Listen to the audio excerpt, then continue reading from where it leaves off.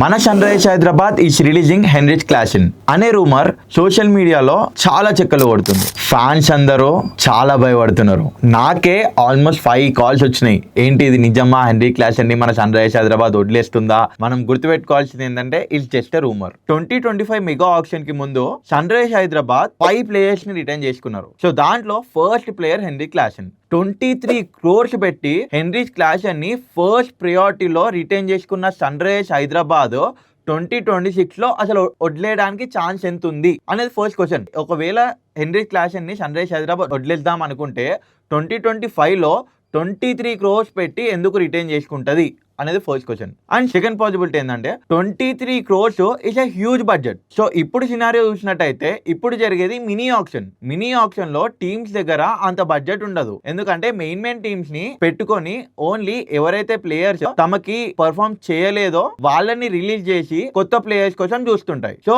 ప్రతి టీం దగ్గర బడ్జెట్ అనేది ఎక్కువ ఉండదు. సో నాకు తెలిసి సన్ రైజర్స్ హైదరాబాద్ ఒకవేళ క్లాసెన్ ని రిలీజ్ చేద్దాం అనుకుంటే ఆ రూమర్స్ కరెక్ట్ అయితే 23 crores రిలీజ్ చేసి 15 crores డీల్ ని క్లాసెన్ ముందు పెడుతుంది సన్ రైజర్స్ హైదరాబాద్. సో మీరేమనుకుంటున్నారు? ఒకవేళ క్లాసెన్ ని ఆప్షన్ లోకి వదిలితే 23 crores కన్నా తక్కువ వెళ్ళే ఛాన్స్ ఉందా, లేకపోతే 23 crores దాటిపోతాడా? మీరేమనుకుంటున్నారో కామెంట్ చేసి చెప్పండి.